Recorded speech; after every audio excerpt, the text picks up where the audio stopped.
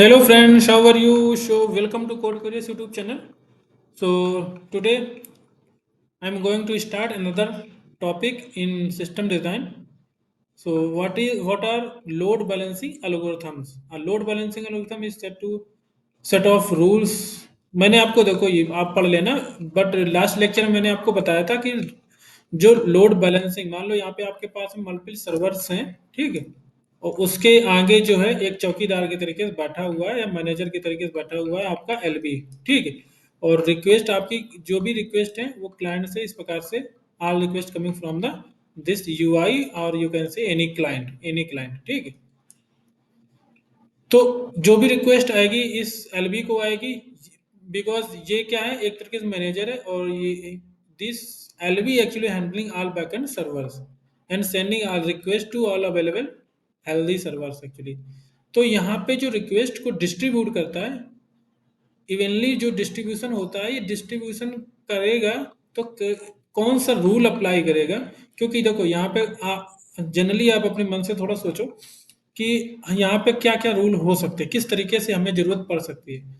हो सकता है हम ये चाहें कि कोई भी अगर रिक्वेस्ट आती है तो रिक्वेस्ट को उस रिक्वेस्ट को जो सर्वर है, जिस सर्वर से रिस्पांस जल्दी आ जाए, आ रहा है, मान लो ये सर्वर है पर मान लो इस सर्वर को कोई भी अगर रिक्वेस्ट जा रही है, ये सर्वर जो है रिस्पांस जो है बहुत जल्दी दे रहा है, इन सभी का रिस्पांस टाइम ये कैलकुलेट कर ले और रिस्पांस टाइम कैलकुलेट करने के बाद में डिसाइड करेगा कि ये सर्वर से रिक्वेस्ट रिस्पांस जो है बहुत फास्ट आ रही है, तो रिक्वेस्ट ज्यादा से ज्यादा रिक्वेस्ट इसको भेजना शुरू कर देगा ये, ठीक है। एक तो ये रूल हो गया।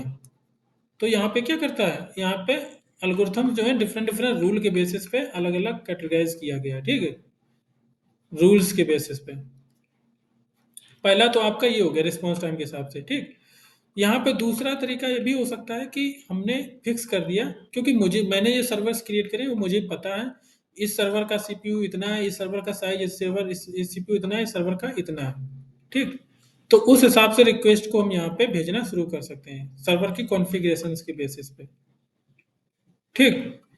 दूसरा ये हो सकता है कि रिक्वेस्ट जो भी रिक्वेस्ट आती है वो हम इस प्रकार से सेंड करते हैं, एक तरीके से पहली रिक्वेस्ट आई इसको सेंड किया, दूसरी आई इसको सेंड किया, तीसरी आई इसको सेंड किया, फोर्थ आई फिर इसको इस तरीके से वन बाई वन करके डिफरेंट सारे सर्वर्स को एक एक करके रिक्वेस्ट भेजता है, सभी सर्वर्स को मेनली डिस्ट्रीब्यूट कर रहा है, ठीक। अगर इस प्रकार सेंड करेगा तो श्योरली है कि आपके पास में अगर 9 रिक्वेस्ट आ रही हैं तो तीन रिक्वेस्ट इसको आएंगी, तीन इसको आएंगी, तीन इसको आएंगी, ठीक। अब ये डाउन हो जाता है तो श्योर है कि आपको ये क्या करेगा, इन दोनों पे डिस्ट्रीब्यूट करना शुरू कर देगा, तो 5 इसमें कभी आ सकती है, कभी 4 इसमें, कभी 4 इसमें, कभी 5 इसमें आ सकती हैं, ठीक है, अगर ये डाउन हो जाता है। तो इस प्रकार से ये यहाँ पे रिक्वेस्ट जो भी है जो आप रूल आप कन्फिगर, क्योंकि डिफरेंट डिफरेंट रूल हैं वो आपको दे, अगर AWS मान लो आप डिप्लॉय कर रहे हैं तो वहाँ पे आपको मिल जाएंगे, ठीक है। तो आप अपने हिसाब से डिसाइड कर सकते हो। रैंडम रिक्वेस्ट भेजना है, जैसे कि आईपी आप कोई भी आईपी आपने क्योंकि सर्वर जो भी रिक्वेस्ट आ रही है किसी न किसी आईपी की आ रही है, तो आईपी के थ्रू भी हम कैलकुलेट करके यहाँ पे रिक्वेस्ट डिसाइड कर सकते हैं कि किस सर्वर पे रिक्वेस्ट हमारी जाएगी, ठीक है। तो इस प्रकार से हमारे फिक्स रूल देखो, यहाँ पे हमारे पास एक तो यहाँ पे आता है स्टैटिक लोड बैलेंसिंग। तो स्टैटिक लोड बैलेंसिंग एल्गोरिथम क्या करता है, फिक्स्ड रूल जो है फिक्स्ड रूल को यूज करता है and are independent of current server state, the following example of static. अच्छा, तो यहाँ पे कुछ स्टैटिक एल्गोस हैं, ठीक है। कुछ हमारे पास फिक्स्ड रूल होते हैं जो आपने रूल बता दिए उसी प्रकार से ये डिसाइड करे, उसी रूल के बेसिस पे रिक्वेस्ट को सेंड करते हैं। तो यहाँ पे जैसे कि राउंड रॉबिन हो गया जो मैंने आपको भी बताया भी था, राउंड रॉबिन टाइप का। अच्छा, ये दूसरे टाइप में है, ठीक। ये मैंने थोड़ा सही से बनाया नहीं मुझे लगता है, राउंड, ठीक है। तो ये जो राउंड रॉबिन टाइप का एक हो गया रूल। तो राउंड रॉबिन में क्या होता है, यहाँ पे आप देख सकते हो, servers have IP address that tells the client where to send request. The IP address is a long number that is difficult to remember. To make it easy, domain system map website names to server when you enter पे। तो यहाँ पे तो चलो कोई बात नहीं। In round robin method authoritative name server instead of explain hardware name server return IP. यहाँ पे देखो ऐसा है कि ये आईपी के बेसिस पे है राउंड रॉबिन। राउंड रॉबिन क्योंकि दो प्रकार से बोला गया है, ठीक है। तो यहाँ पे मैंने बोला ना कि आईपी के से डिसाइड करता है। तो यहाँ पे देखो जब भी हमारा कोई AWS मान लो कोई रिक्वेस्ट हम भेज रहे हैं, ठीक है। कोई भी हमारा एप्लीकेशन जो हम बनाते हैं, पहली बात तो एक चीज़ बताऊँ, कोई भी हम एप्लीकेशन जो डेवलप करते हैं, तो एप्लीकेशन जो हम डेवलप करते हैं, इसको जब हम डिप्लॉय करेंगे, मान लो ये एप्लीकेशन था हमारा, इस ए एप्लीकेशन को किसी वीएम के अंदर डिप्लॉय मार किया मैंने। ये एक वीएम था, इसके अंदर हमने इसको डिप्लॉय कर दिया। तो ये जो वीएम है, इसका कोई ना कोई एक आईपी होता है, आईपी एड्रेस होता है, ठीक है। कोई भी सिस्टम हो, चाहे मोबाइल हो या कोई हो, हर किसी का एक आईपी होता है, ठीक, यूनिक नंबर होता है।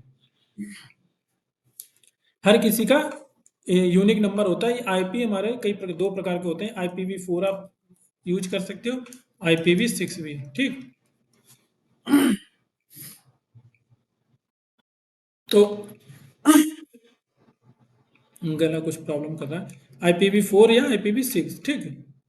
तो आईपी कोई भी अगर मान लो इस सिस्टम में जिसका कोई आईपी होगा, तो कहने का मतलब अगर कोई रिक्वेस्ट आप एक्सेस करना चाह रहे हो बाहर साइड से।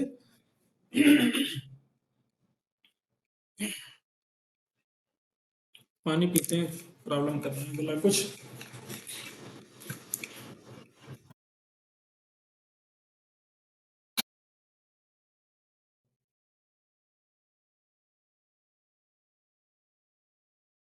तो यहाँ पे हाँ, तो यहाँ पे आईपी हर किसी कोई भी सिस्टम हार्डवेयर होता है, ठीक है। अगर नेटवर्क के थ्रू कनेक्ट करता है, अगर नेटवर्क इंटरनेट का यूज करता है, तो उसका आईपी जरूर होता है, ठीक है। अगर अगर उस सिस्टम से आप नेटवर्क से कनेक्ट कर पाते हो तो, ठीक है। अगर नेटवर्क से कनेक्ट नहीं कर पाते तो उसका आईपी नहीं होगा। तो यहाँ पे क्योंकि अगर लैपटॉप मोबाइल चलाते हो, तो उसमें ब्राउजर होता है, वो बाहर नेटवर्क इंटरनेट से कनेक्ट भी करता है, तो इसका मतलब आईपी होगा उसका भी, ठीक है। तो यहाँ पे इसका कुछ आईपी होता है। इसका मतलब अगर इसको आप बाहर से एक्सेस करना चाहते हो, तो आप कैसे करोगे? इसका मान लो आईपी है 192.168.10 10.1 है, ठीक, इस तरीके से मान लो। तो ये अगर आईपी है, तो आप इस ये आईपी हो गया, और एप्लीकेशन जो आपने बनाया होगा उसका कोई ना कोई कॉन्टेक्स्ट पाथ होगा, ठीक है। या नहीं भी होगा, वो डायरेक्टली एपीआई बनाई हो, बट मैं मानता हूँ आपने आपने कोई ना कोई कॉन्टेक्स्ट पाथ दिया होगा, ठीक है। मान लो आपने एप्लीकेशन कोड क्यूरियस टाइप का एप्लीकेशन बनाया, क्या बनाया? कोड क्यूरियस का एप्लीकेशन बनाया। तो उस पे इसको आपने इसमें डिप्लॉय कर दिया, इसका आईपी ये है। तो इसका कॉन्टेक्स्ट पाथ हमने मान लो ये कोड क्यूरियस दे रखा होगा, ठीक है। और इसके अंदर मान लो एक एपीआई होगी, एक एपीआई होगी जहाँ पे रूट लेवल एपीआई होगी, जो हम लोग रेस्ट कंट्रोलर बनाते हैं, बता चुके हैं सारा कुछ। तो वहाँ पे एक रूट लेवल होता है बैकस्लैश लेक्चर, मान लो, ठीक। दूसरा जो एपीआई है, इसका मेन एपीआई है जो, मान लो स्प्रिंग लेक्चर, ठीक है। इस प्रकार से तो जो भी मान इतना ज़्यादा नहीं जाएंगे। तो आप बाहर से इंटरनेट के थ्रू जब ब्राउजर के थ्रू एक्सेस करोगे, तो इस प्रकार रिक्वेस्ट बनाओगे, जो कि होगा HTTP होगा, HTTP:// तो यहाँ पे 192.168.10.1 बैकस्लैश आपका कॉन्टेक्स्ट पाथ जो होगा कोड क्यूरियस हो गया, बैकस्लैश जो भी आपका लेक्चर, ठीक। अब कौन सा लेक्चर एक्सेस करना चाह रहे हो सकता है स्पेसिफिक टू स्प्रिंग लेक्चर। तो इस प्रकार से आपने एक एपीआई बनाया होगा, ठीक। अब यहाँ पे ये चीज़ तो चलो इजी है, कोई बात नहीं। यहाँ पे ये भी वैसे तो बाय डिफ़ॉल्ट अगर देखा जाए, तो ये काफ़ी लंबा यूआरएल बनना है, ठीक है। बट मेन चीज़ यहाँ पे ये मैं बता रहा हूँ, यहाँ पे ये जो है, आप अभी तो आप पर्टिकुलर एपीआई को एक्सेस कर रहे हो, बट आप सिर्फ एपीआई को नहीं, आप पर्टिकुलर क्या कहते हैं, पूरी कंप्लीट सर्विस को एक्सेस करना चाह रहे हो, ठीक है। तो आप इतना यूआरएल देने की जरूरत नहीं। आप क्या करोगे? आप किसी भी एप्लीकेशन को एक्सेस करना है, तो HTTP://192.168.10.1 ऐसा करके आपने डाला, और बैकस्लैश किया जैसे, और इंटर मारोगे, तो वेबसाइट ओपन हो जाएगी, ठीक। बट अगर आप दूसरे बंदे को बताना है कि आप मेरी वेबसाइट को यूज कर सकते हो तो आप ये बताओगे, ठीक है। तो ये थोड़ा इसीलिए इसमें बताया गया कि ये थोड़ा याद रखने के, रिमेम्बर करने के लिए काफी डिफिकल्ट है, वेरी डिफिकल्ट टू रिमेम्बर, ठीक है। That's why mostly what you do, you have to create some simple name, just like I have website code curious. I have given some name code curious, and you can register this name. This you can register this name actually registrar, any registrar, ठीक है। Registrar आपके पास में कई है, आपके पास में Amazon भी एक रजिस्ट्रार है जो जहाँ पे ए डब्ल्यू एस पे भी आप रजिस्टर कर सकते हो, डोमेन नेम सर्वर, ठीक है। डीएनएस टाइप का एक टॉपिक होगा जिसमें कि हम लोग यहाँ पे इसको पढ़ेंगे, ठीक है, एडब्ल्यूएस में कभी। तो वहां पे आप इसको रजिस्टर करवा लो, कुछ पैसे पड़ते हैं मंथ ईयरली बेसिस पे, आप उसको परचेज कर लो। और आपको ये जो भी आपने वर्ड ये लिखा हुआ है, ये वर्ड आपका फिक्स हो जाएगा। वेबसाइट का वर्ड मतलब ये पूरा नेम, वर्ड्स जो है का यूज करके आपने नेम बनाया, जो भी करेक्टर्स हैं ये सारे ये पूरा फिक्स हो जाएगा, पूरा जो भी नेम है ये फिक्स हो जाएगा। फिर कोई दूसरा बंदा उसको इस नेम को यूज नहीं कर पाएगा, ठीक है। तो अब डिपेंड करते, देखो ये नेम अलग हो सकता है क्योंकि हमारे पास में जो वेबसाइट्स होती हैं कई प्रकार की होती हैं, नेट होता है, .org होता है, तो इस प्रकार से आप चेंज करके सेम नेम यूज कर सकते हो। बट सेम डोमेन में आप यूज नहीं कर पाओगे, ठीक है। इसको क्या बोलते हैं मुझे याद नहीं आ रहा है, .org, .net और कुछ अलग अलग टाइप के होते हैं, ठीक है। .in होता है इंडिया के लिए, ठीक। तो इस प्रकार से आपने नेम दे दिया कोड की, तो ये जो मैपिंग है एक्चुअली नेम की और ये आईपी एड्रेस की मैपिंग, ये डीएनएस सर्वर पे हम लोग को करनी पड़ती है, ठीक है। डोमेन नेम सब कोई भी रजिस्टर हो उसको उसको उसके वहां पे इसको रजिस्टर करना पड़ता है। तो आपने यहाँ पे नेम दिया, जैसे कि आपने एक्सेस किया वेबसाइट को, कोड के https://:/code curious इंटर मारोगे, वेबसाइट आपकी ओपन हो जाएगी। कैसे ओपन होगी, आपने ये नेम दिया, ये मान लो आपके पास में रजिस्ट्रार था जिसके पास में पूरे लिस्ट ऑफ डोमेन्स रजिस्टर कर रखे हैं लोगों ने। तो यहाँ पे उसने दे रखा होगा कि कोड क्यूरियस अगर कोई आता है नेम से, कोड क्यूरियस सर्च कोई के लिए कोई सर्च करने आता है तो उसको इस सर्वर पे भेज दो। कौन सा सर्वर पे, 192.168.10.1 पे, इस सर्वर पे भेज दो। तो ये जो मशीन होगी वीएम होगा, क्योंकि नेटवर्क से एक्सेसिबल है, ये आईपी इसका यूनिक आईपी है, तो ये इस नेटवर्क पे रिक्वेस्ट को डाइवर्ट कर दिया जाएगा। ये सब आईपी नेटवर्क, क्योंकि ये आईपी जो आपका आईपी होता है वो इंटरनेट के बेसिस पे होता है, ठीक। आप इंटरनेट यूज करो ये चेंज भी हो जाता है, ठीक है। तो इस प्रकार से आप यहाँ पे रिक्वेस्ट आपकी जाती है। तो यहाँ पे कहने का मतलब ये है कि मेन चीज हम लोग पढ़ रहे हैं राउंड रोबिन रूल पढ़ रहे हैं। तो उस राउंड रोबिन में आपके जो भी रिक्वेस्ट आपने यहाँ पे सर्वर आपने रिक्वेस्ट मारा है वो आपने यहाँ पे आईपी दे रखा है, तो उस आईपी के बेसिस पे आपकी रिक्वेस्ट को डिफरेंट डिफरेंट सर्वर्स पे ले जाएगा। अब दूसरा आईपी आएगा तो दूसरे, आपने बता दिया इस टाइप का आईपी आता है तो इस वीएम पे भेज दो, इस टाइप का आईपी आता है इस दूसरी वीएम को भेज दो।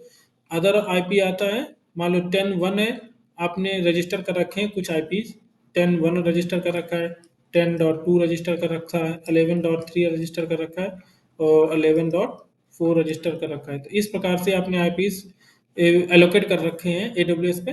तो रिक्वेस्ट जो आएगी, मान लो इसकी रिक्वेस्ट आती है तो इस सर्वर पे चली जाएगी, इसकी आती है इस सर्वर पे, इसकी आती है इस सर्वर पे। तो इसको यहाँ से मतलब रिक्वेस्ट तो एक ही आएगी, ठीक है। आपके पास मल्टीपल सर्वर्स हैं और बट फ्रंट एंड पे तो आपके पास में ये केवल सिंगल है, ठीक है। कोड क्यूरियस सभी जो हिट मार रहे हैं वो कोड क्यूरियस के थ्रू मार रहे हैं, बट ये मैपिंग जो है इस कोड क्यूरियस की जो डीएनएस पे ये सारे आईपीएस को मैप कर रखा है, ठीक। तो ये डीएनएस आपका आईपी पिक करेगा और वहां पे उस तरीके से वहाँ क्या कहते हैं सेंड करेगा, ठीक है। तो जो भी ये पिक करेगा आईपी, उसी आईपी के थ्रू वहां पे रिक्वेस्ट जाएगी और लोड जो भी आपका लोड बैलेंसर है उस पर रिक्वेस्ट भेज देगा, ठीक है।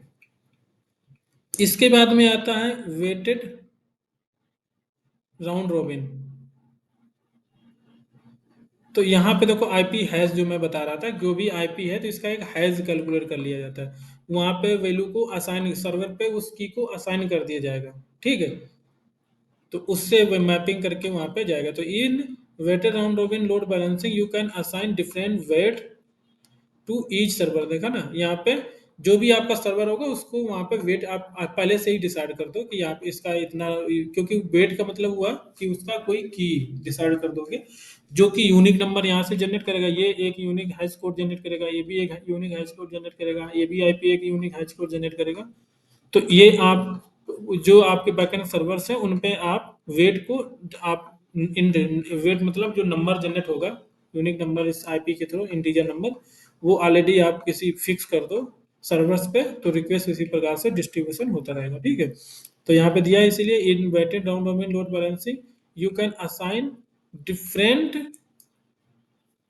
You can assign different weights to each server based on their priority basis पे आप उसको दे सकते हो। ठीक है, और कैपेसिटी के बेसिस पे servers with higher weights will receive more incoming application traffic from the same server, from the name server वही आपका जो है incoming request traffic from the name server. इसको जो हमारा डीएनएस बोला ना, इसको हम नेम सर्वर भी बोलते हैं। ठीक, ये आईपी। एक चीज मैं और बताऊं, यहाँ पे जो हम डीएनएस या किसी को कॉन्फ़िगर करते हैं जैसे एडब्ल्यूएस में, तो वो रिक्वेस्ट को बैलेंस भी, लोड बैलेंसिंग भी करता है, वहाँ पे एनेबल रहता है। ठीक है, तो आपको अगर डिसाइड डिपेंड करता है आप किस तरीके से लोड बैलेंसिंग करना चाहते हो। अगर आप एपीआई गेटवे यूज कर रहे हो, मान लो लोड बैलेंसिंग आप स्पेसिफिक अलग से लोड बैलेंसर यूज कर सकते हो। ठीक है, कॉन्फ़िगर कर सकते हो किसी सर्वर में, या आप एपीआई गेटवे यूज कर रहे हो, उसका एपीआई गेटवे के थ्रू लोड बैलेंसर भी यूज कर सकते हो। ठीक है, वो भी लोड बैलेंस मतलब ट्रैफिक को बैलेंस कर इक्वली डिस्ट्रीब्यूट करता है। ठीक है, तो एपीआई गेटवे भी पढ़ेंगे आगे चल के। तो यहाँ पे आईपी हैश के बारे में पढ़ते हैं थोड़ा। In the IP hash method, the load balancer perform a mathematical computation called hashing on the client IP address. It convert the IP address to a number which is then mapped to individual server. ठीक है, वही है जो मैंने बताया। Dynamic load balancing एक होता है, डायनेमिक लोड बैलेंसिंग होता है examine the current state of the server before distributing traffic. Following are some examples of dynamic load balancing server. तो यहाँ पे अभी देखो स्टैटिक जो हम लोड बैलेंसिंग पढ़ रहे थे वहाँ पे यही है, क्योंकि स्टैटिक का मतलब क्या हुआ कि जो आपने रूल डिसाइड कर दिया वो बिल्कुल वही परफॉर्म करेगा। आपने जो सर्वर बता दिए, क्योंकि यहाँ पे अगर देखा जाए तो ज़्यादा बहुत अच्छा लोड बैलेंसिंग नहीं है स्ट्रेटजी, अगर स्टैटिक की देखी जाए। क्योंकि यहाँ पे जो सर्वर आपने वेट मान लो वेट राउंड रॉबिन वेटेज वाला ले लिया, तो अगर वो उसी को ही रिक्वेस्ट भेजेगा बार बार। ठीक है, अगर वो प्रोसेस कर पा रहा है नहीं कर पा रहा है तब भी वो रिक्वेस्ट उसी को ही भेजता रहेगा। ठीक है, मतलब ऐसा नहीं है कि रिक्वेस्ट रिस्पॉन्स टाइम अगर लेट आ रहा है, परफॉर्म नहीं कर पा रहा है अच्छे से, परफॉर्मेंस कम स्लो है, बट फिर भी वो रिक्वेस्ट किसको भेजेगा, उसी को ही भेजेगा, क्योंकि अपने आप से डिसाइड नहीं कर पाएगा वो। ठीक है, इसलिए स्टैटिक लोड बैलेंसर कम अच्छा मुझे लगता है।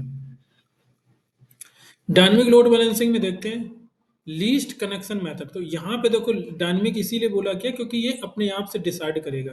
लीस्ट कनेक्शन मतलब क्या है, जिस सर्वर पे सबसे कम रिक्वेस्ट गई हैं, मिनिमम मतलब कोई भी सर्वर है जिस पे बहुत मिनिमम मिनिमम रिक्वेस्ट पहुंची हुई है और उसके पास में मतलब लीस्ट कनेक्शन है, तो उस पे रिक्वेस्ट को भेजना शुरू कर देगा। ठीक है, अपने आप से डिसाइड करेगा वो क्योंकि उसको भी चेक करना पड़ेगा बैकएंड से कि किस सर्वर पे कितनी रिक्वेस्ट है, कौन सर्वर कितनी रिक्वेस्ट को हैंडल कर रहा है करंट टाइम में। ठीक है, a connection is open communication channel between a client and server. When the client sends the first request to server, they authenticate and establish an active connection between each other.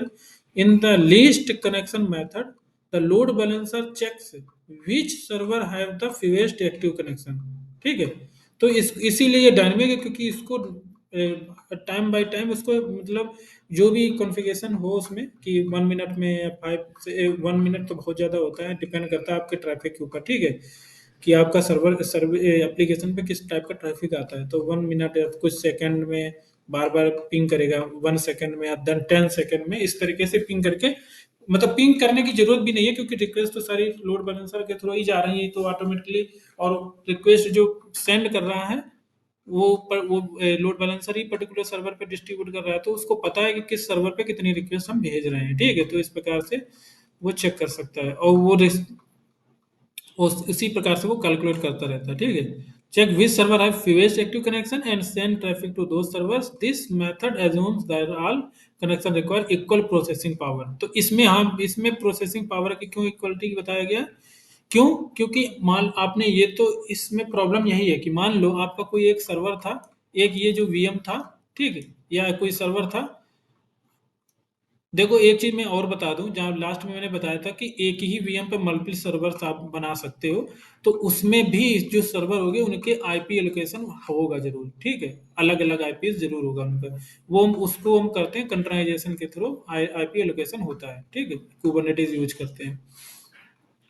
तो उसमें configuration होती है हर server पे, आप configure करते हो कि कितना एलोकेट करना। मान लो एक वीएम है, ठीक, इस वीएम पे मान लो 20 जीबी का इस पे 20 जीबी तो बहुत कम है वैसे, मान लो टू 520 जीबी का स्पेस है, और रैम आपकी कितनी है, मान लो सीपीयू कितना है, रैम कितना है, कोर कितना है, रैम कितना है, ठीक है, मान लो 8 जीबी का है। तो यहाँ पे जब भी आप सर्वर क्रिएट करोगे, यहाँ पे मल्टी सर्वर से जो आप कंट्राइजेशन के थ्रू बनाते हैं, तो इन सभी को एक आईपी एलोकेट हो जाता है। नंबर एक, आईपी लोकेशन के साथ साथ में जब हम कंटेनर बनाते हैं, वो कैसे बनाते हैं, वो हमारे पास में कॉन्फ़िगरेशंस होती हैं, YAML फाइल्स होती हैं, उनको रन कराते हैं, जिसके थ्रू बनता है। तो वो जो कॉन्फ़िगरेशंस फाइल होती हैं, उसमें हम कॉन्फ़िगर कर सकते हैं सर्वर की रिक्वायरमेंट, ठीक है। तो अगर आपके पास में अगर मान लो ये सर्वर है, इसको आपने दे रखा है कुछ मेमोरी, रैम आपको जो भी एलोकेट करना है, ठीक है, और स्पेस कितना है इसका, ठीक है, वो आपने यहाँ पे कुछ दे रखा है। अगर इक्वल नहीं है, मान लो इसमें मान लो 10, इसमें 5 नंबर है, कुछ इसमें 7 नंबर है, तो अब बट यहाँ पे जो रिक्वेस्ट भेजेगा लीस्ट कनेक्शन, ये तो क्या करेगा, ये जो लोड बैलेंसर होगा, ठीक है, ये जो लोड बैलेंसर पे रिक्वेस्ट आ रही है, ये क्या करेगा, 5 रिक्वेस्ट इसको भेजेगा, 5 इसको भेजेगा, 5 इसको भेजेगा, सभी को 5 5 ही रिक्वेस्ट भेजेगा, ठीक है। तो प्रॉब्लम यहाँ पे क्या आ जाएगा, क्योंकि ये तो 5 हैंडल कर सकता है, ये भी हैंडल कर सकता है, बट ये नहीं हैंडल कर सकता। तो इससे प्रॉब्लम ये आती है, ठीक है। लीस्ट कनेक्शन मेथड एक हो गया। वेटेड लीस्ट कनेक्शन आ जाता है यहाँ पे। दूसरा क्या आता है, लीस्ट कनेक्शन तो है बट वेट के बेसिस पे है, तो ये भी थोड़ा उससे तब भी सही है, ठीक। Weighted list connection algorithm assume that some server can handle more effective connection।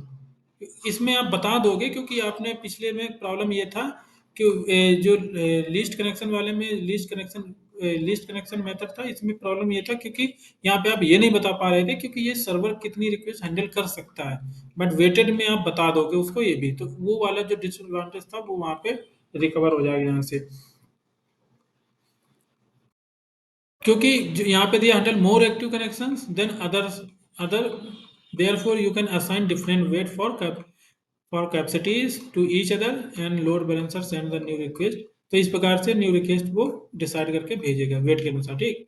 Least response time, अब जो मैं ये भी मैंने पहले डिस्कस कर चुका हूँ, स्टार्ट में मैंने बताया था कि रिस्पॉन्स टाइम जो भी अगर फास्ट रिस्पॉन्स आ रहा है, स्लो रिस्पॉन्स आ रहा है, तो उसके बेसिस पे ये डिसाइड कर लेगा कि इसको भेजना भी चाहिए रिक्वेस्ट या नहीं। क्योंकि अगर आपको आपने इसके कोई सर्वर था, मान लो कोई सर्वर था, सर्वर ए था, सर्वर बी था, ठीक, सर्वर ए है, ये सर्वर बी है, ये हमारा एल बी है, ठीक। अगर ये एल बी जो है इसको 10 रिक्वेस्ट भेजा, इसने इसने मान लो हर सारी रिक्वेस्ट का एवरेज जो टाइम था वो 2 सेकेंड था, 2 सेकेंड था एवरेज रिस्पॉन्स टाइम। और इसका एवरेज, इसको भी 10 रिक्वेस्ट भेजा, इसका एवरेज रिस्पॉन्स टाइम हो सकता है 3 सेकेंड। तो इसका मतलब क्या हुआ कि इसको रिक्वेस्ट आपको कम भेजनी चाहिए, और इसको अगर 10 भेजोगे तो ये हैंडल नहीं कर पाएगा, ठीक है। तो इसको आप 7 भेज दो इस प्रकार से, या आपको 6 भेज दो, और इसको रिक्वेस्ट जो भी है या इसको बढ़ा दो, यहाँ पे मान लो 7 भेज दिया, यहाँ पे कुछ 13 14 15 कुछ रिक्वेस्ट है, जो भी इधर कम हुई 13 रिक्वेस्ट यहाँ पे भेज दो। तो इस प्रकार से ये भी दोनों का रिस्पॉन्स टाइम लगभग में इक्वल रहेगा, ठीक है। तो इस वजह से ये भी बेटर है, कोई दिक्कत नहीं है। रिसोर्स बेस्ड मेथड, यहाँ पे देखो रिसोर्स आपका जो, क्योंकि आपने वीएम क्रिएट किया, आपने जो भी कॉन्फ़िगरेशन डिसाइड किए हैं, तो आपको पता है ठीक है, कि कितना कौन सा सर्वर कितना कैपेसिटी रखता है, तो उस बेसिस पे आप उसको डिसाइड करवा सकते हो। मतलब ये रूल अप्लाई कर दोगे तो वो, क्योंकि वो फिर पता करेगा, क्योंकि लोड बैलेंसर को पता है सारा कुछ कॉन्फ़िगरेशन। तो लोड बैलेंसर को कैसे पता, वो पता कर लेगा रिक्वेस्ट के थ्रू। पहली रिक्वेस्ट मारेगा, दूसरी वो उसको पता चल जाएगा फर्स्ट रिक्वेस्ट से ही। तो in resource based method load balancer distribute traffic by analyzing the current server load इस specialized software call an agent run और each server and calculates usage of CPU, सारा कुछ है इसके थ्रू ये डिसाइड कर लेगा। कैसे करेगा, देखो यहाँ पे मान लो ये हमारा वीएम था, ये वीएम था, तो ये एलबी है, ये वीएम है। तो यहाँ पे जो यहाँ पे रिसोर्स आपको मैंने मान लो जो भी था रिसोर्स, आपने 2 जी 8 GB या 2 GB का रैम था, है ना, 2 GB रैम था इसका, और यहाँ पे कुछ कोर 2 था, ठीक है। इसमें आपने 30 रिक्वेस्ट भेजी, तो इसका सीपीयू लगभग में 60% चला गया।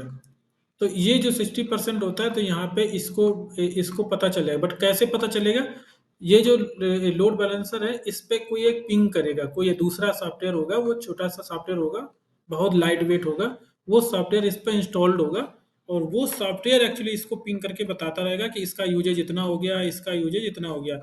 तो यहाँ पे कोई एक स्मॉल सॉफ्टवेयर जो एक तरीके से यहाँ पे अगर कंट्राइजेशन कर रहे हो, तो इसी कंटेनर के साथ में एक एक और स्मॉल एप्लीकेशंस जो है रन कर रहा होगा इस सर्वर पे, ठीक, इस पे भी रन कर रहा होगा। तो इसका जो है ये, या वीएम है अलग, ये कि वीएम ये वीएम ए वीएम बी है, ठीक है। तो यहाँ पे ये क्या करेगा, इसके यहाँ से रिक्वेस्ट को हिट मारता रहेगा इसको, और अपना इंफॉर्मेशन, इस सर्वर की इंफॉर्मेशन इसको बताता रहेगा। देखो कंट्राइजेशन हम लोग करते हैं तो वहाँ पे एक ज़्यादातर मेमोरी को फिक्स नहीं, मतलब रिजर्व नहीं करते हैं। यहाँ पे रिजर्व करना ज़्यादा सही नहीं रहता है, रिजर्व करना गलत होता है। तो अगर रिजर्व आपने नहीं किया है, तो ये पूरे जो भी सर्वर का टोटल क्या कहते हैं कैपेसिटी होगी, जो भी कॉन्फ़िगरेशन कैपेसिटी होगी, वो दोनों शेयर करेंगे, आपस में मिल बांट के यूज करेंगे, ठीक है। अगर आपने यहाँ पे रिजर्व कर दिया तो प्रॉब्लम क्रिएट करेगा। तो फिर अगर आपने यहाँ पे 2 GB रिजर्व कर दिया सीपीयू, तो ये पूरा 2 GB यूज करेगा, फिर इसको नहीं देगा, भले ही आप 2 GB यूज ना कर रहा हो, ठीक है। तो ये आप ध्यान रख सकते हो, ठीक है। तो इस प्रकार से रिसोर्स बेस्ड हो गया। How does load balancing work, अब आप पढ़ लेना, क्योंकि ये मैं वैसे भी पढ़ा चुका हूँ। एक बार देखते हैं। Companies usually have their application running on multiple server such as server arrangement is called a server form. User request to application first go to the load balancer then routes each request to single server in server form best suited to handle the request, ठीक है। Load balancing is like a work done by a manager in, ये देखो मैंने example पहले ही बता दिया था आपको, ठीक है, सेम एग्जांपल यहाँ पर भी है, ठीक।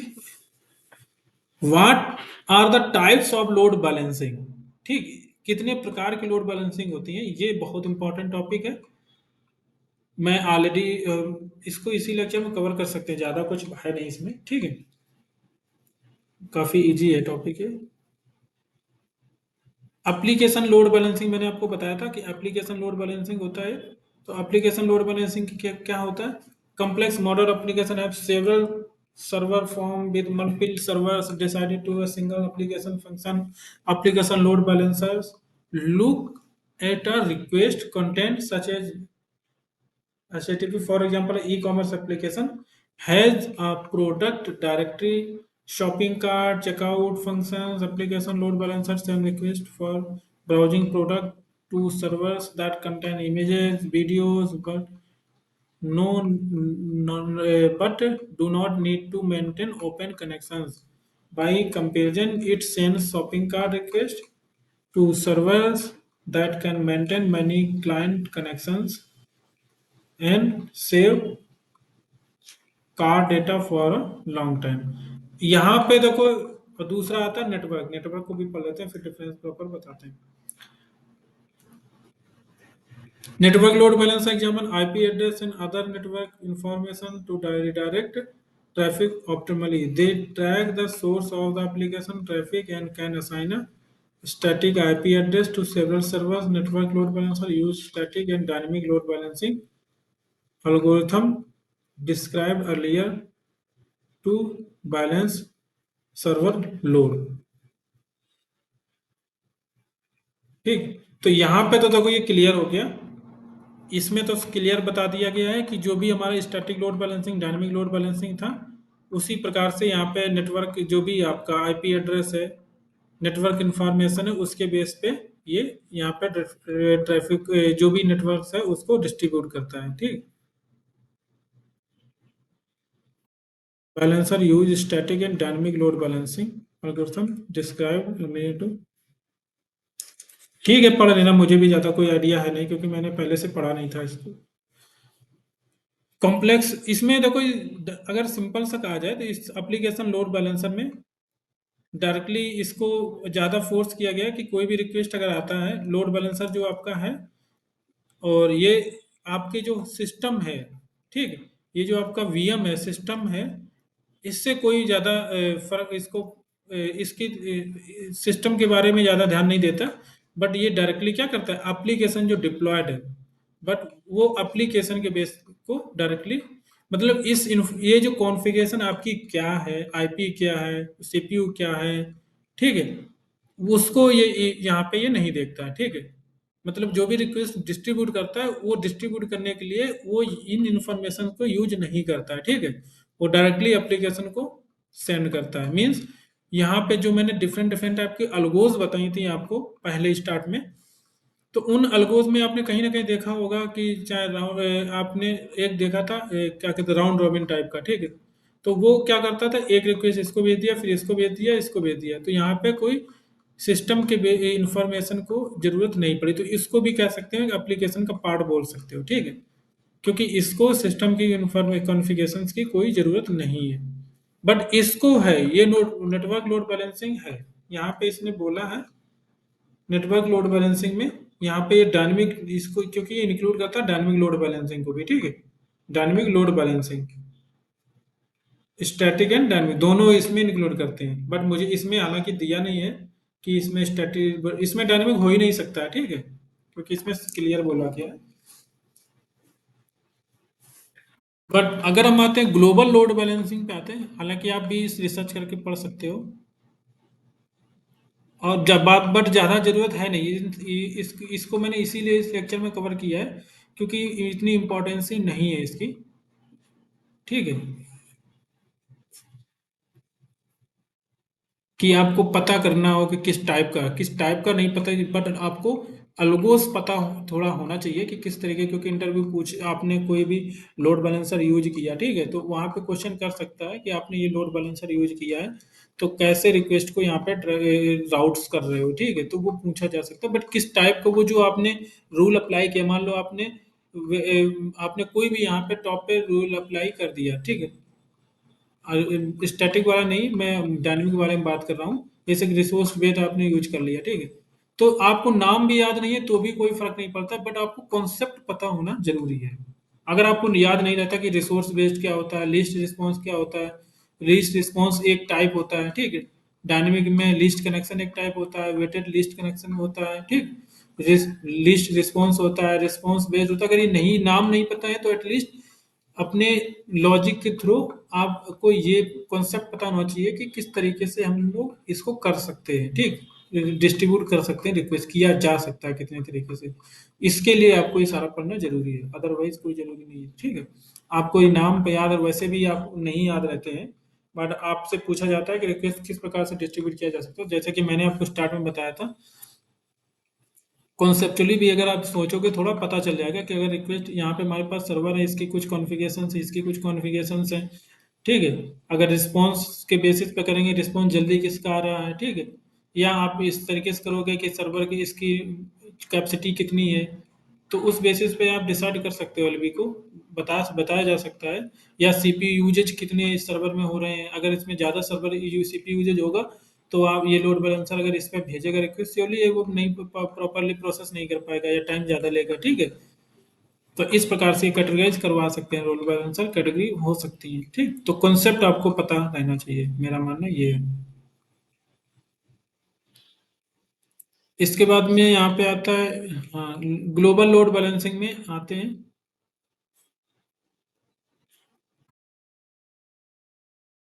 ये इसमें ग्लोबल लोड बैलेंस, ग्लोबल जो सर्वर लोड बैलेंसिंग होता है यहाँ पे, एक्चुअली ग्लोबल जो सर्वर होता है, एक तरीके ग्लोबल के नाम से ही पता चलता है, क्योंकि आपके पास में जो सर्वर्स हैं डिफरेंट डिफरेंट टाइप के सर्वर हैं। ठीक, एक सर्वर ये डीएनएस सर्वर हो गया। ठीक है, ये सॉरी डीएनएस बोलते हैं, सीडीएन सर्वर हो गया, ये मान लो सीडीएन सर्वर हो गया, कंटेंट डिलीवरी नेटवर्क इसको बोलते हैं। ये आप सिंपल एप्लीकेशन का, ये इमेजेस वीडियोस को रिट्रीव सेंड करने के लिए हो गया, या वो आपका कहीं कैश सर्वर भी हो सकता है। ठीक, कैश सर्वर अलग से हो सकता है, जो कि कैश से रिक्वेस्ट को पुल कर रहा हो, कैश भी हम लोग पढ़ेंगे, कैश डिफरेंट डिफरेंट टाइप की। ठीक है, तो कैश भी हो गया, दूसरा सीडीएन हो गया, सिंपल एप्लीकेशन हो गया आपका, या ये एप्लीकेशन डिफरेंट डिफरेंट रीजन्स पे डिप्लॉयड है, ये एप्लीकेशन डिफरेंट डिफरेंट रीजन पे डिप्लॉयड है, मान लो मुंबई में है, या कोई कोलकाता रीजन में है, या आपका ओहियो रीजन बाहर है। ठीक है, यूएस में कहीं डिप्लॉयड है, कनाडा में डिप्लॉयड है, तो इस प्रकार से अलग अलग डिप्लॉयड हैं। तो मैंने बताया, देखा भी था कि लोड बैलेंसर जो है नियरेस्ट जो जो भी डिप्लॉयड सर्वर होगा उस पर रिक्वेस्ट भेजता है। ठीक है, तो इसी वजह से इसको ग्लोबल लोड बैलेंसर कह सकते हैं। अगर कोई लोड बैलेंसर इस टाइप के सर्वर्स को हैंडल कर रहा है तो उसको हम श्योरली क्या कहेंगे, ग्लोबल लोड बैलेंसर कहेंगे। क्योंकि ये डिफरेंट डिफरेंट जियोग्राफी में है, ये इंडिया अलग जियोग्राफी, मुंबई एरिया अलग हो गया, कोलकाता रीजन अलग हो गया। ठीक है, या आउट ऑफ कंट्री की बात करोगे, यूएस में कोई अलग रीजन हो गया। ठीक है, तो इस प्रकार से ये हैंडल करता है, उसको ग्लोबल लोड बैलेंसर कहते हैं। देखते हैं भाई इसमें क्या दिया है। Occurs across several good geography distribution servers. For example, companies can have servers in multiple data centers in different countries. Third partly cloud provider around globe, देखो तो ये आप पढ़ लेना। ठीक है, आपका हो सकता है यहाँ पे प्रॉब्लम और भी हो सकती है। मान लो एप्लीकेशन यहाँ पे डिप्लॉयड है, ये ऐप आपका हो गया, बट आपका डीबी मान लो कहीं दूसरी जगह, डीबी जो है आपका किसी अदर रीजन पे है। ठीक है, तो क्योंकि अगर रिक्वेस्ट इस पे आती तो श्योरली है कि ये डेटा फेच करने के लिए इसको रिक्वेस्ट हिट करेगा, तब रिस्पॉन्स प्रॉपर इसको मिलेगा। ठीक है, तो क्योंकि ये भी अगर आपका नियरेस्ट नहीं है तो रिस्पॉन्स टाइम में टाइम लगेगा, रिस्पॉन्स टाइम आपका बढ़ जाएगा। ठीक है, इसके बाद आता है डीएनएस लोड बैलेंसिंग, एक होता है DNS load balancing, domain name server. अच्छा, मैंने स्टार्ट में मैंने इसमें थोड़ा डिस्कस भी किया था। ठीक है, तो लोड बैलेंसिंग मैंने बोला था कि डीएनएस सर्वर जो होता है, डोमेन नेम सर्वर, वहां पे भी लोड बैलेंसिंग होती है। ठीक है, तो देखो यहाँ पे आ भी गया, हालांकि मुझे पता नहीं था कि आगे है topic. In DNS load balancer, you can configure your domain to route network request across a pool of resources on your domain। क्योंकि यहाँ पे देखो, ये जो डोमेन सर्वर है, वहाँ पे आपने मैपिंग बना रखी है, ये जो डोमेन आता, मान लो एक्स वाई जेड डोमेन है, उसके लिए 5 आईपी एलोकेट कर रखे हैं आपने। ठीक है, तो वहाँ पे कॉन्फ़िगर करने पड़ेंगे पांचों आईपी, सेम सेम डोमेन के लिए। तो इसका मतलब इसके पास सारी इन्फॉर्मेशन है, तो ये अपने हिसाब से वहां पे रिक्वेस्ट को भेज सकता है, लोड बैलेंस कर सकता है। A domain can correspond to a website, a mail system. अब यहाँ पे देखो डोमेन सर्वर से और बेनिफिट भी हैं। Mail system, print server, another server that is made accessible through the internet। DNS load balancing is helpful for maintaining application availability, balancing network traffic across globally distributed pool of resources। देखो यहाँ पे अगर मान लो AWS का आपने use कर, AWS का DNS server, AWS का यूज कर रहे हो मान लो। ठीक, अब AWS में देखो VM भी क्रिएट करते हो आप, लेमडा भी क्रिएट करते हो आप। ठीक है, S3 भी आपके पास में होता है, S3। ठीक है, तो यहाँ पे ये तीनों चीज़ों को, सारी चीज़ों को एक हैंडल कर सकता है इजीली। तो इस प्रकार से अगर कोई आपने क्लाउड यूज कर रखा है, चाहे AWS क्लाउड हो, चाहे गूगल क्लाउड, चाहे अजोर क्लाउड यूज कर रहे हो, तो उसमें इस अगर आपने डोमेन को यूज लोड बैलेंसिंग यूज कर रखा है, तो वो काफ़ी इजीली मतलब ट्रैफिक को प्रॉपरली बैलेंस कर पाएगा। ठीक है, अगर आपके पास में बहुत सारी कई सारे फीचर्स AWS के मतलब सर्विसेज यूज कर रहे हो, ये वर्चुअल मशीन का हो गया, लैम्बडा सर्विस हो गई, S3 सर्विस हो गई, और भी मेल सर्विस हो गई, मान लो एसएमएस सर्विस हो गई, है ना, नोटिफिकेशन सर्विस हो गई, तो वो सारी सर्विसेज आप यूज करो तो कितना बेनिफिट होगा इसका, आप समझ सकते हो। What are the types of load balancing? What are the types of load balancing technology? तो ये मुझे भी नहीं पता है, देखते हैं आगे चल के। Load balancing technologies, hardware load balancing, software load balancing. अच्छा, ये तो सिंपल है। देखो हार्डवेयर में क्या है, आप चाहे तो अपना खुद का सर्वर बना लें। मान लो ये एक सर्वर मैंने बनाया, ये लोड बैलेंसर सर्वर बनाया। एलबी लोड बैलेंसर होता क्या है, ये भी एक एप्लीकेशन ही होता है एक्चुअली, ठीक। हम चाहते हैं क्योंकि तो आप खुद का लोड बैलेंसर बना सकते हो, मतलब कोई अदर यूज करने की जरूरत ही नहीं है। आपके पास में मान लो 5 सर्विसेज हैं, ये अलग अलग 5 सर्विस हैं। सर्विस ए है, सर्विस बी है, सी है, डी है, और ई सर्विस आपके पास 1 2 3 4 5 सर्विसेज हैं।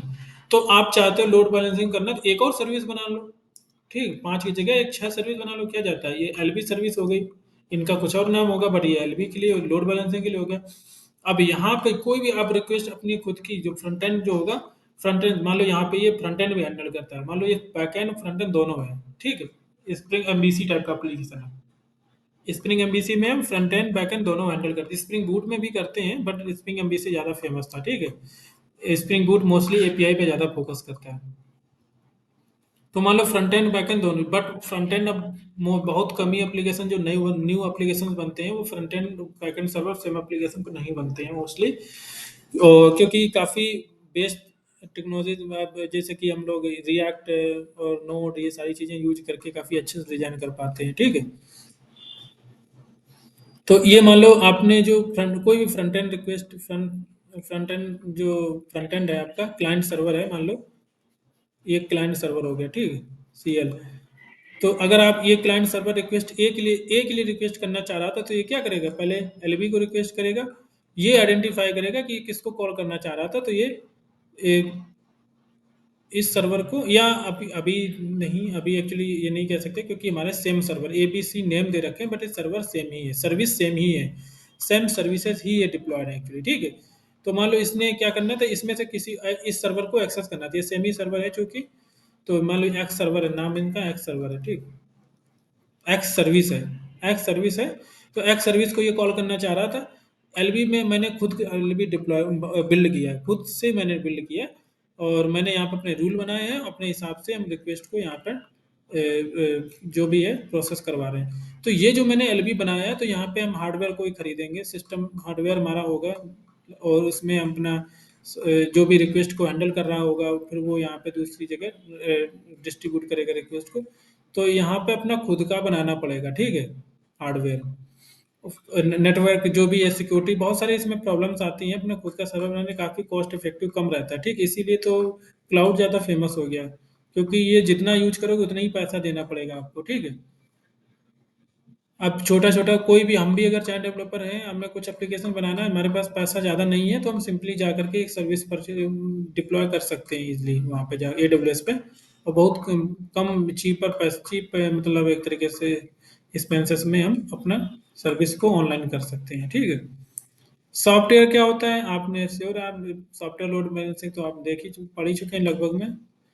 Load balancer are application that perform all load balancing functions, you can install them on any server. ये एप्लीकेशन हो गया, ये एक तरीके से ये हार्डवेयर टाइप का था, ठीक है। दूसरा ये हार्डवेयर आपने बनाया हुआ है नेटवर्क के लिए, ठीक है।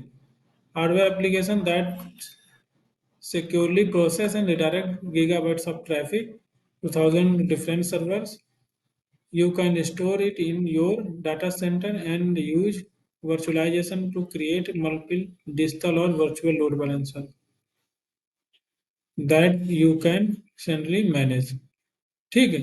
आप सेंडरी मैनेज कर सकते हो। सॉफ्टवेयर में क्या है, कहीं पे भी इसको जा करके इंस्टॉल कर दो वर्चुअल में, किसी जगह पे भी जाके यूज सॉफ्टवेयर एक है उसको इंस्टॉल कर दिया, कुछ कॉन्फ़िगरेशन ऐड कर दी, आपने रिक्वेस्ट को हैंडल करना शुरू कर देगा, ठीक है। तो काफ़ी ज़्यादा हो जाएगा वैसे। मिलते हैं नेक्स्ट लेक्चर में। थैंक यू, आपको अच्छा लगा हो लाइक शेयर सब्सक्राइब आप जरूर करें।